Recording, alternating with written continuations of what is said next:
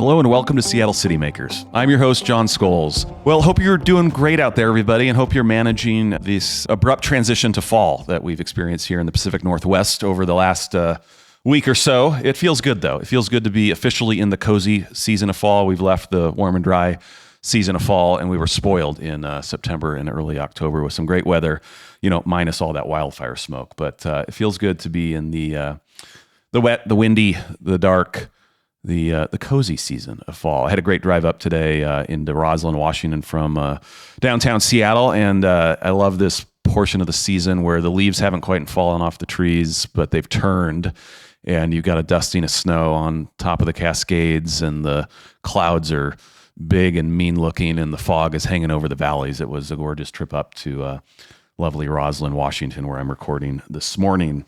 And we welcome you to episode 21, where I'm joined by Dana Kimble, who leads business development at Skanska here in Seattle. And if you're not familiar with Skanska, one of the largest construction and development companies in the United States, founded in Sweden around 130 years ago. And they came to the U.S. in 1971. And their first project was in New York City. It was the 63rd Street subway line. And then they went on to build subways in Washington, D.C., and have been developing all kinds of properties around the U.S. ever since, including in Seattle, where they developed the 400 Fairview project, which is home to one of the great rooftop bars in our city, M Bar, over there in South Lake Union. And then more recently, developed the 2 and U project down at 2nd and University in downtown Seattle, a mixed-use property that is sort of lifted off the ground, sort of feels like it's on stilts with a great plaza that they constructed below, and some great retail, Victor Tavern, Cafe Ladro, and a barbershop. And check it out if you haven't been down there at 2nd and University.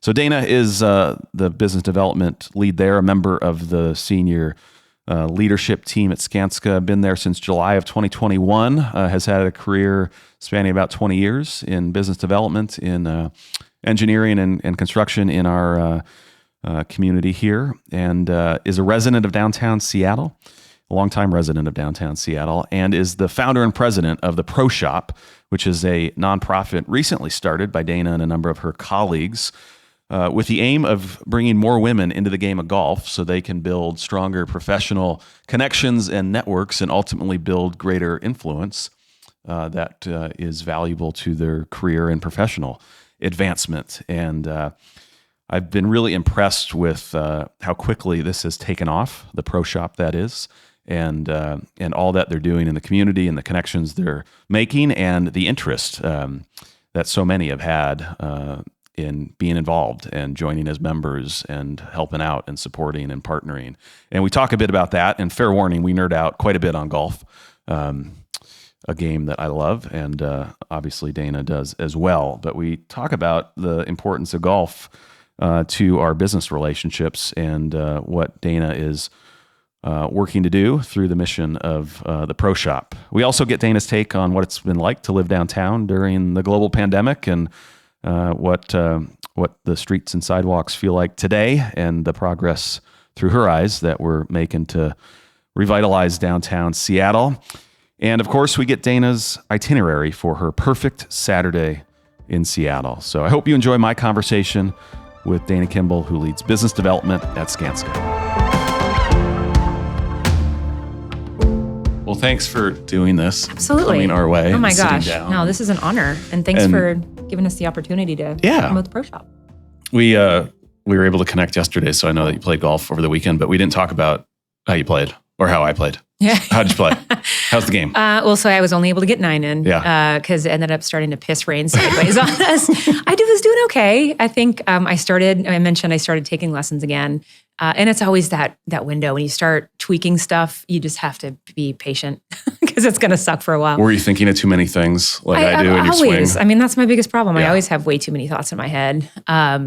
I was trying to just really focus on one, but I find it challenging when you're with a client or you're doing like business golf. Yeah. You're constantly balancing work talk, and that instantly brings in some more stress and tension. You can't be in your own world. No, you really can't just focus. So those are always a little more challenging, but good practice on just how to compartmentalize mentally, because you can't just focus on your game of golf. There's someone else there. So I played okay. I think I was trying to even figure out what I shot on the front. I stopped keeping score after a while because when I'm tweaking things too, the score is not important. Yeah. It's more focusing, taking a couple extra shots, and where we played, luckily, don't have tee times. So there was no one behind us. So we could just take our time and no pressure. Practice a little bit. How'd you do?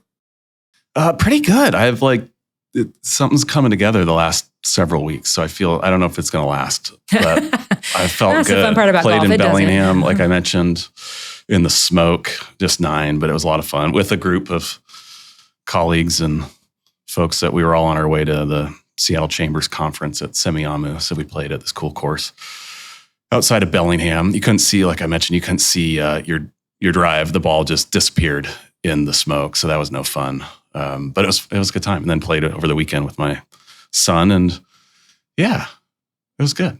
Yeah, we live in a cool space where we can actually still play throughout the winter. I've met through just my golf journey, I've met a lot of people from the East Coast, and we reconvene at this one tournament in March, and many of them don't get the chance to play all winter long because they're dealing with snow and ice. And, we complain because it's wet and we lose our ball in the middle of the fairway, but you still get to play. Yeah, that's so I think my, we're pretty lucky. I need to commit to playing more in the winter just to keep it going. This year, that's my You got to get all the goal. gear. I know. I need to get out there. I'm kind of a wuss when it's wet, but we'll see. So we're talking about golf, and I want to start with the pro shop that I think is 6 months old, 6 months in. 4. Yeah, we launched June 7th, which was International Women's Golf Day. Okay. And I've been following along on LinkedIn and other places and just marveling at how quickly you've grown this thing, and the folks that you've had involved, the University of Washington head coach there, Mary Lou, and LPGA instructors, and just the buzz and momentum that you've built, and want to just get a little bit more insight of why'd you do it, how'd you do it, and first, what is it for those that haven't been following along? Yeah, absolutely. It's called the Pro Shop, and we launched in June, like I mentioned, and it's a nonprofit with a mission to empower women in commercial real estate, architecture, engineering, and construction into greater positions of influence through the game of golf. Mm-hmm. So while golf is our focus and we're out there playing and enjoying the sport and the game, it's really how do you leverage it for business? And I started it with a group of 4 other amazing women in our commercial real estate industry that really spans from architecture, construction, subcontractor, vendor, and then we have one woman who actually played professional golf. And she was the associate women's head coach at UW with Mary Lou. So that's why we have that UW connection, which is pretty sweet. But she's really leveraged the game with her network, built her network, because once people know that she plays and she's really good, they want her on their scramble team, as you can expect. For those tournaments. But I met these amazing group of women over the last couple years, and I started recognizing in my role, so I work at Skanska as a senior director of business development. A big part of my role is entertaining clients and playing golf. And for a number of years, I didn't play, and I kept saying no to all these opportunities. Did you grow up playing? Did not. No, I remember going to the driving range with my dad, maybe like once or twice as a kid. But I was busy playing literally every other sport, primarily soccer and track ended up being my 2 main ones. And I played collegiate soccer at University of Washington, and then played when the Seattle, there was a little gap where we didn't have a professional women's soccer program in the country. And the Seattle Sounders actually launched. So I played with their inaugural team from 99 to 2005 or 6. So really, my weekends and weeknights were soccer. You were committed there. Yeah. Yeah. And my parents were like, all right, no more sports. I think you're good. So fast forward, as an adult in a professional setting now, and also I have the knees of like a 95-year-old because I've done playing that sport. Can't really run and do a lot of the hard physical activity that I was used to. Was really mentally struggling of how do you transition from being an athlete at that level to then doing nothing. It was just really challenging for me. So for a few years, I kind of struggled with finding something else, finding a new hobby. I really missed being coached too. I just love having a goal and finding, little things to tweak and then checking in and then grinding, practicing, and then doing it all over again. And measuring your progress, hopefully through lower scores or wins. But I started noticing professionally that it was limiting my career potential. And I started seeing people, my counterparts and my competitors that were getting FaceTime with executives and CEOs that I just wasn't getting. And I realized I was the problem. I was limiting my own career trajectory because I didn't want to learn, I didn't want to play, and I kept saying no. And I started unpacking why that was, and it was all based on fear and ego. I don't want to go suck at something. And golf's a pretty big part of your industry, right? It's huge. Construction, architects, engineers, there's plenty of golf tournaments throughout the summer put on by all those companies. Dozens. And industry groups. And so you felt it was like a barrier to you being able to do your job relative to others that are Absolutely. That were playing the game. Yeah. Absolutely. Yeah. The industry tournaments. And then I'm realizing now the really fun part are all the boondoggles that people do in the off season where they go what are these? Oh, yeah. Those are the fun ones where you go and you get real good one-on-one I'm not getting time. invited to those. Yeah. I'm still waiting to get the invite to Bandon Dunes. That's the big one that happens in our industry that I want to go there. So yeah, I started recognizing that I was limiting my potential. And I have a good mentor that I've had for a number of years. And I said, okay, I think I need to start exploring this golf thing. Everyone just keeps saying, go buy a used set of clubs and then just go out and play in a scramble. And my mentor knows me very well, and he knows how competitive I am. And he said, absolutely do not do that. You will, you'll do it once. You will hate it. Yeah. And he was spot on. And he said, you need to go take lessons. Here's my person. Go get fitted for clubs.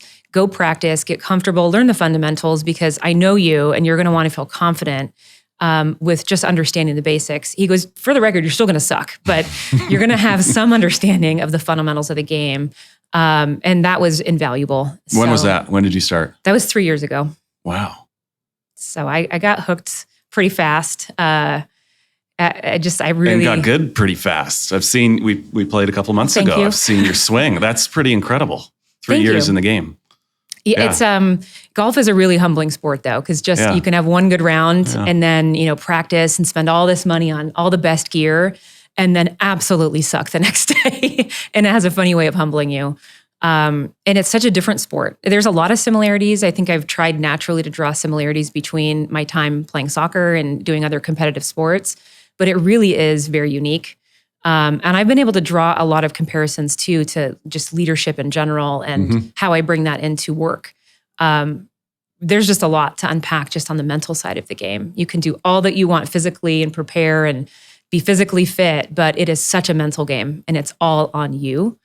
So you really have to learn how to be patient with yourself and accept mistakes not as failure. I'm also one that I struggle with perfectionism.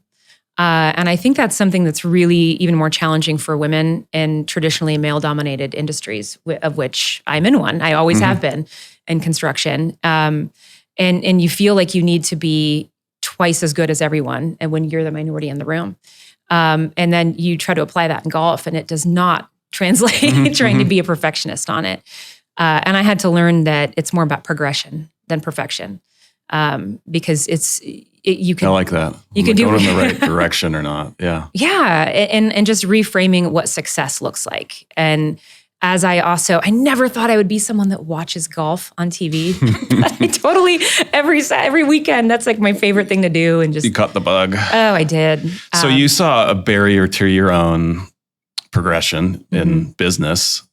And when did you sort of get the sense like, hey, this is a thing for other women as well in my line of work and maybe others that aren't able to use the game of golf to build their own influence and connections and success professionally, and say, now we need to start a nonprofit around it to bring more people into the game?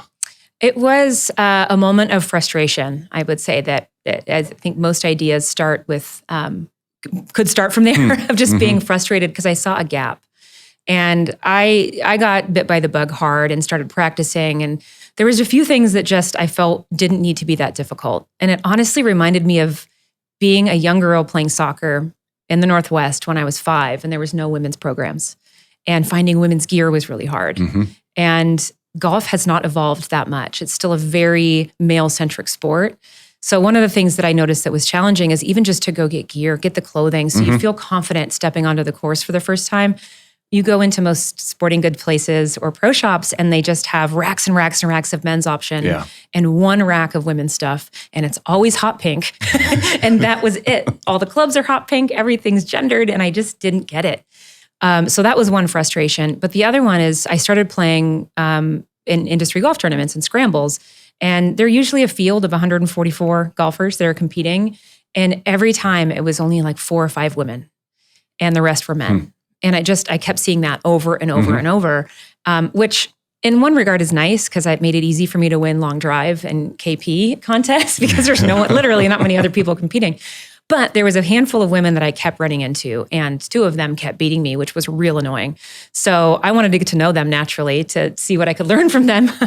And I started seeing them over and over and we had the same frustration of, gosh, I wish there was more women out here. Why aren't more recognizing that this sport is really valuable from a professional level, from a personal level, mental health level? And so about a year ago, I pitched the idea to them. I said, what if we worked together to build a community to provide more supportive options where women can learn about the game, ask questions in a non-judgmental setting? Because I started asking more women, why have you been asked to play? And they would say, yeah, but I turn it down. I'm like, why? And every single person's response was the same feeling I felt, which was they're afraid. They don't want to make a mistake and look stupid. And you're trying to build trust with this community. And a lot of times it's clients where there's a power differential and no one wants to show up and just absolutely suck in front of people. And it's really intimidating. And I think add to that it's a very male-centric sport. It's very coded with a lot of language that can be exclusionary. And so we wanted to create a community that we could build together that includes both men and women. I think that's one thing that we want to make very clear about the pro shop is we're empowering women, but it's actually a community of men and women because we need there's a lot of men that want to learn how to play the sport too. And we want to facilitate that growth, but we want to get invited to play. And the reality still exists that most men in positions of power control the budgets that have the golf memberships, that pay for the foursomes. And many of these men that I'm talking to want to play with more women, especially women in influential positions, because they want FaceTime with them because it helps their career as well. But they need to know who to ask. So that's why we want men participating in the pro shop because who can also be members in your membership-based organization. Yep. Did you immediately think this needs to be a nonprofit, or were there other models or ways in which you thought you could achieve your mission and goals here?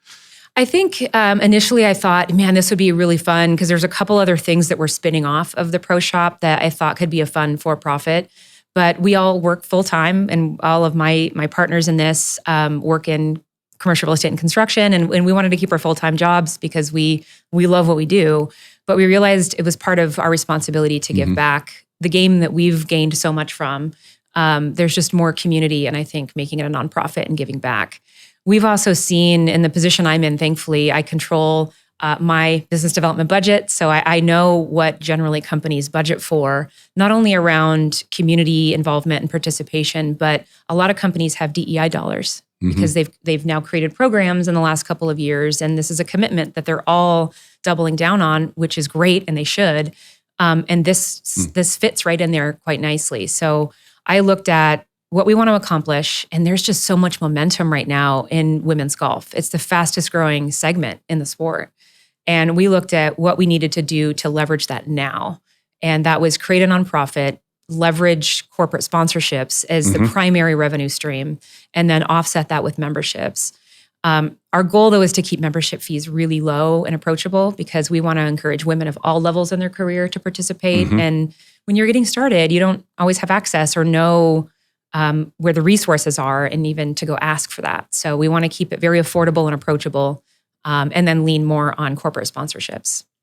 It's an interesting time that you've launched this too, as the debate around return to office and how many people are there and what's the future of office. And I think you and I both still think it's very relevant, but the ways in which we connect professionally are changing. And you've sort of created a whole new way of people connecting through golf, but making professional connections that are valuable to them. It seems like the timing of all of this is beneficial to what you're trying to do, of people that might not be connecting in the office as much anymore, but they can connect in these ways through golf professionally. Absolutely. That's actually on my just golf journey, something I was really thankful that I started before the pandemic, because the pandemic hit and every conference and event got shut down. And my lifeblood was happy hours and dinners with clients. And to go from all of that to absolutely nothing, everyone was looking for ways to still connect. And Zoom was great for the first 2 months because we could wear our PJs on the bottom and no one knew. Yeah. But everyone got real sick of that real fast because it's not the same. Being in person, especially when you're trying to develop new relationships. If you already have existing ones, it's easy to stay connected virtually. But if you're looking to build, or if you're younger in your career, you need that face-to-face time. And that's what industry events and conferences facilitate. But I really leaned into golf and that was the only thing you could do safely. Be outside. Yeah. Yeah. Be outside. Connect with people. And I don't know if you remember in the first part of the pandemic where we couldn't even use golf carts. Yeah. Remember? Because they didn't figure out how to sanitize them. And they had these weird rules, like if you're in the same household. Yeah. So I started walking. And that's actually, it's a great form of exercise and just that mental break of walking. And more importantly, you really get that time to connect one-on-one for 4 or 5 hours with someone, and you get to know them really well. And I've used it for, client engagement. I've used it for recruiting. You get to know someone, you get to know how they think, how they manage stress. If they get really angry at a little ball that doesn't move and they want to throw a really expensive club, I don't know if I want them on my team always. Yeah, you get a little insight. You do. Yeah. And it really, it shows how someone can connect or not. And I just think there's so many good lessons that you can take away. And then fast forward now that we are back to the office primarily, I still see it as just a great tool to get away where you're still working, but you're out of the office and you're just be able to walk and talk with someone and be in community, which I think is the best part. And now, thankfully, we're getting more women on the course. And I'm seeing a real shift. This year, there's a lot of industry golf tournaments, and our goal, I know it's a very aggressive goal, but by 2024, I want to see most of the major industry tournaments, at least 50% women. And I think we're going to get there. I played in one tournament this year that was 42%. Wow. And the NAIOP tournament this year, I don't know their exact numbers, but it felt more This was up in Newcastle, right? This was the Newcastle one. It felt more like in the 20 to 25%, which is phenomenal. That's never been the case.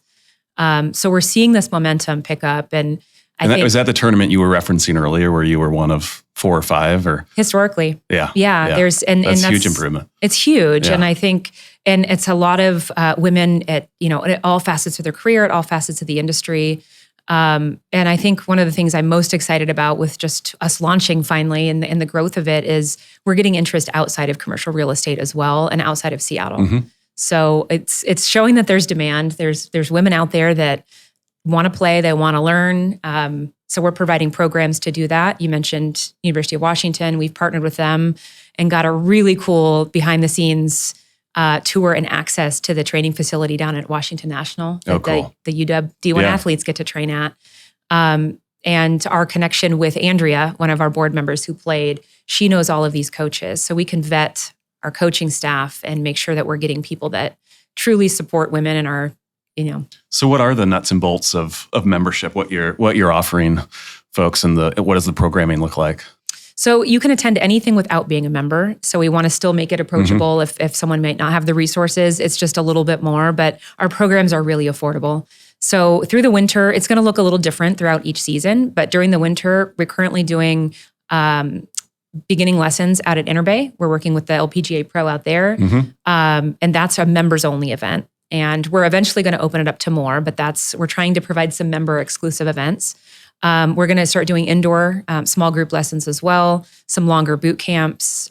We've got a really cool program in November called Kin Stretch, which is actually golf, yoga, and fitness, where we're going to be doing just more total body. How do you prep your body? Because even if you go out and hit a bucket of balls, you can, we're getting old. You can hurt your back. The back, yeah. You can hurt your back sleeping these days, not just playing golf. So we want to make sure that, we're covering all facets of it. It's not just about going out and playing and understanding the mechanics or how to score. It's how do you train your body? How do you train mentally for it? How do you conduct business on the course? This is really more about professional development, and golf's just a vehicle. And that's something that no one taught me coming into the sport is And I made some mistakes, I'm sure. I'm lucky I've played with a lot of good people that have been kind and generous and giving me advice when I've asked for it. But even learning like when you want to connect with clients and ask those questions about what work. are your strategies then on, if you're playing in a business setting, like how do you approach it? I err on the side of, I read them. And if they're a serious golfer, and I'll ask some probing questions initially, if they have a handicap, if they play a lot, or if they're a member somewhere, I know that they prioritize their game over business. And business is bringing us together, but I'm not going to bring up probably any business until they're there they for do. Golf. Yeah. Yeah. Or the 19th hole, the bar afterwards. Right. Because then it's, you've established the rapport, you've established that you're both there because you like the sport, and the business will come from it. And I mean, I take that approach with business development and sales generally without golf, because I value genuine, deep connections with people. And I'd rather have fewer relationships that run deeper than just have a lot of surface relationships. And golf really supports that. So I prefer to kind of keep business off the table unless they bring it up first, and then you can talk. But yeah, that's my preference. Well, I look forward to just seeing the evolution of what you've created here. I think it's terrific for the game and the community and folks like you that are looking to, remove barriers to their ability to build stronger connections and ultimately influence and professional success through this game that we both nerd out on. Yeah, I love seeing, thank you for that. I think I love seeing the excitement of women and men that just have never gotten into the sport, and the confidence that they have. And we have a slogan that we use for the Pro Shop, and it's start with yes. Because I think so often women feel like they need to be perfect at something before they commit. And that's just imposter syndrome at its finest. And we see that at work a lot. So if we can remove the barriers, like you said, of either the cost of clubs. One of the things we offer if you're a sponsor at a higher level is we give a fully equipped bag of clubs to that company who sponsors it. So if women at the company want to play and borrow that bag, they don't have to go buy clubs, because that's a barrier. Golf is a very expensive sport. So yeah, we always want to encourage people to start with yes and lean into that fear. And just know that you're going to suck. And guess what? Everyone does. Even pro golfers make mistakes, but a lot of the people that talk about golf, you expect that they're going to be really good. And everyone has an off day, and everyone can play really well. And it doesn't matter. It's more how you show up. Are you connecting with people? Can you just have a good time? Listen to some music. Just have fun. And I love seeing more and more women get out there and do that and really lean into that fear. And I'll end just with one fun statistic, because we just kind of pulled some of our metrics together. And so in 4 months, we're now almost at the $100,000 mark for corporate sponsorships, which just blows my mind. Congrats. That we were amazing. able. Thank you. Yeah. Again, it's with just some great companies. I was looking at your list of sponsors. Amazing great companies in the community that have stepped up. Yeah, and that are truly seeing the need for this type of programming.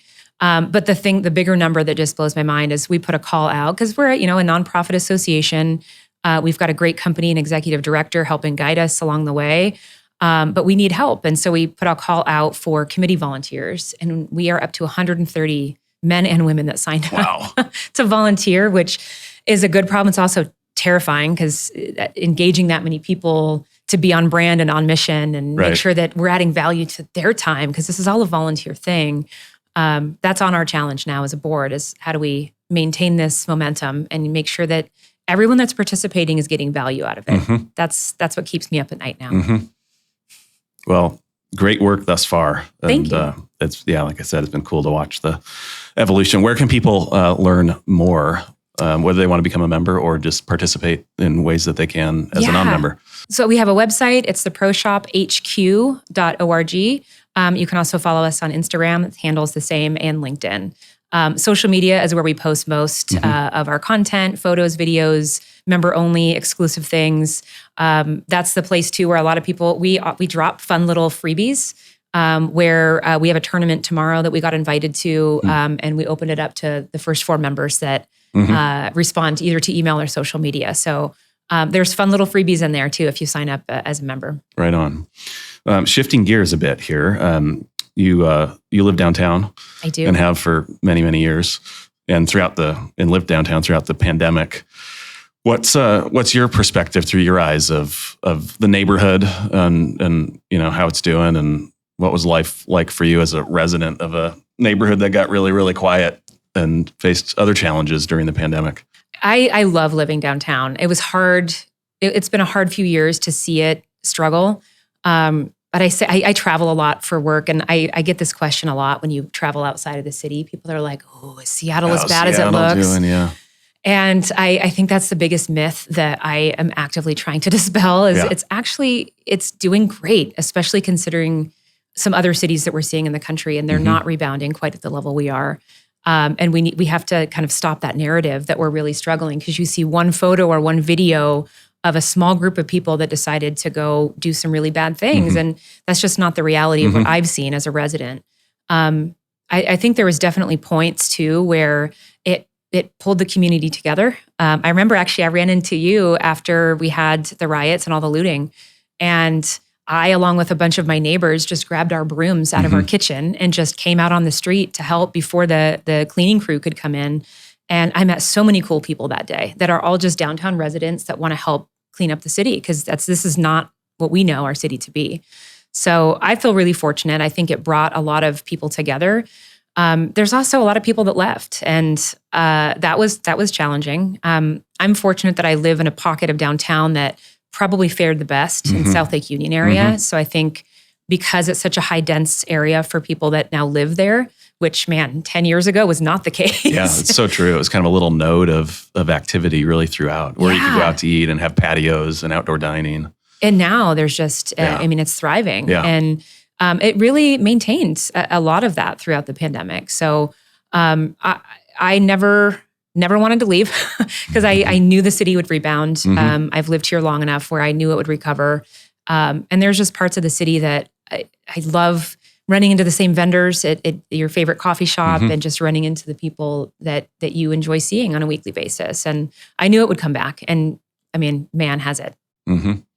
And so from your vantage point, both as a resident of this great urban area, but also just through your professional career at Skanska and in the development construction community, thinking about cities, urban areas, what do you think changes as we emerge from this pandemic as far as cities, downtowns, urban places and spaces? What stays the same?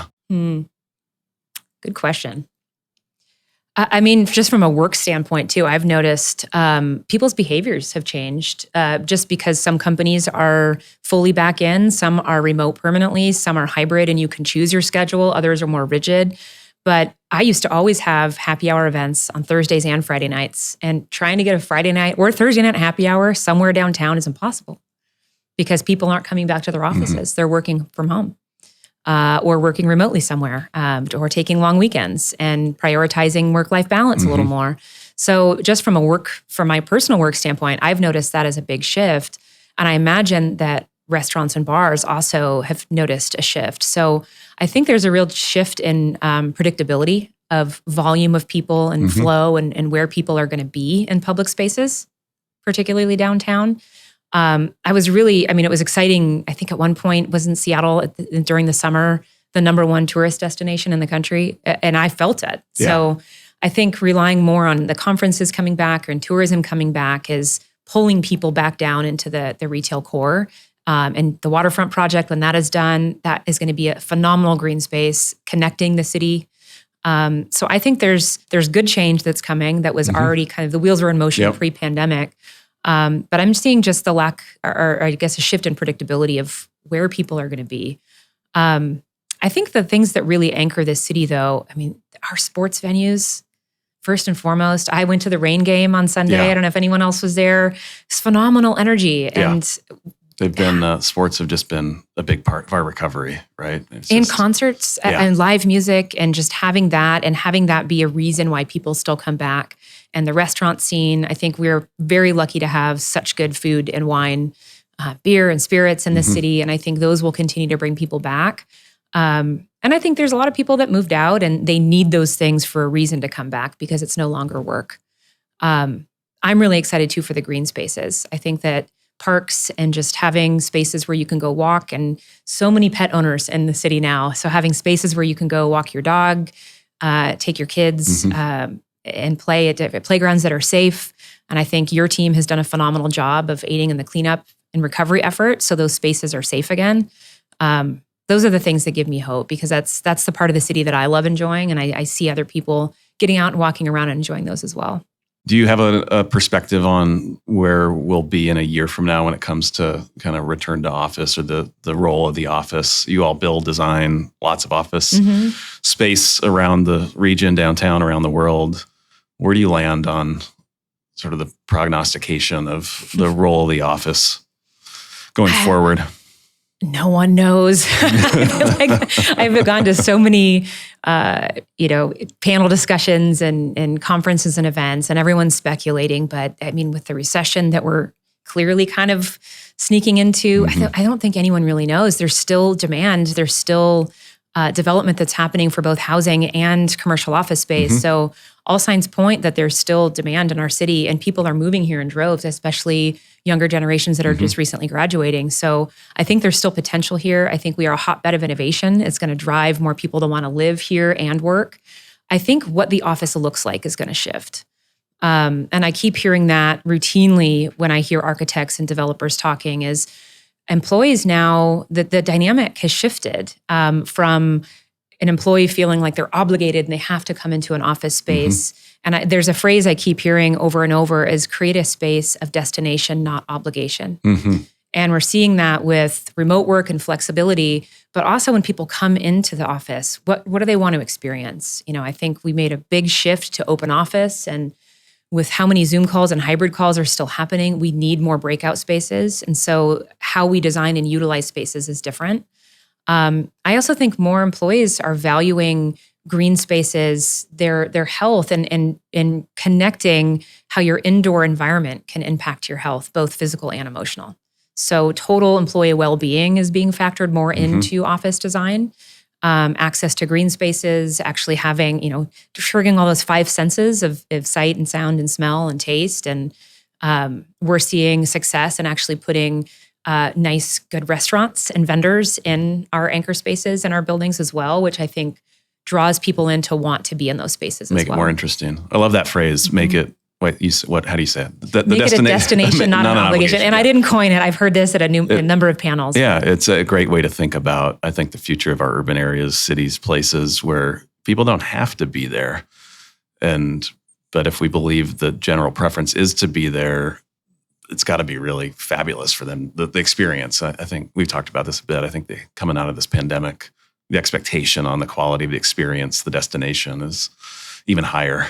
It needs to be too. Yeah. I think because employees are now standing up for what they actually need out of an employer and what they need out of a workspace. And I one of the reasons why I choose to live downtown is because I hate commuting. I grew up on the east side and I've commuted my whole life. And I reached a point about 10 years ago where I'm like, I am done. Yeah. I want to be within walking distance of everything that I need, except golf courses. That's the only, I'm realizing now, you got to drive to those. But I'll sit in traffic for golf. Downtown Top Golf or something here. You're telling me something indoor would be fun. But I think a lot of people don't want to commute. They value their time more, and they value their time with their families. And if you have to sit for 1 to 2 hours commuting, that can suck out the life of you. And so if you do have to come in for a meeting, making the space something that you actually are proud and excited to come into and feel like it's a destination. Yeah. I also think what's important, that only time will tell kind of how this pans out. But I think, and maybe it's just because I'm in sales and I like being around people, I think we need connection. We need to be around people. And there's a large part of our work that we can do remotely, but especially if you're working on something where you need to innovate and collaborate closely, or you have younger staff that really find value, whether they know it or not yet, they need that over-the-shoulder mentorship. They need to overhear hallway conversations, because you'll struggle a lot more to pick up new concepts by just waiting to see what you don't know and then ask someone the question when they're already really busy. But when you're in a space together and you can just overhear that and it just, the mentorship naturally happens, that's what I think we're missing. And I hope that we get to a place where people want to come back in because they're craving that connection. Yeah, I totally agree. I was in a room yesterday with 3 executives from 3 tech companies that we'd all recognize their names, and they all have their offices, open, but there's no mandates. And they say the people that are there are all the young folks that work for them because they, want to get out of their small space. They want to be mentored. They want to connect with others. And to a person, or the people that are showing up are, 20 to 30-year-olds. It was interesting because that narrative has not really been out there. We've been told that young people don't want to go back to the office, right? And they want to continue to work from home, but not the case for at least these 3 big tech companies. Yeah, and I've seen a few companies in my industry stumble a little bit because I think they tried to force people to come back and they tried to force the culture. You need to come back because we got to maintain our culture, and I think that's a real miss. I think companies are recognizing now that was probably not the right approach because people need to feel pulled in, like they want to come in. I think it's great to hear that they have younger employees coming in. I think leadership needs to start by coming in as well. It starts at the top. But because you're there as a mentoring resource, not because you're counting butts and seats and actually want to use that as a metric of how well our culture is doing. I think the culture is developed because of the people that you hire and the work that you facilitate and innovation that you facilitate with that group. So approaching it more from bring people back and the culture will be formed versus force them back to maintain the culture.